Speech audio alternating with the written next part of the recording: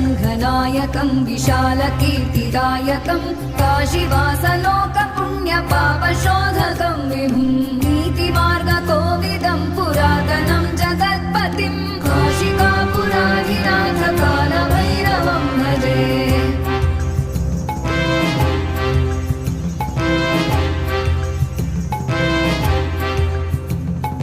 कालभैरवाष्टकं पठन्ति ये मनोहर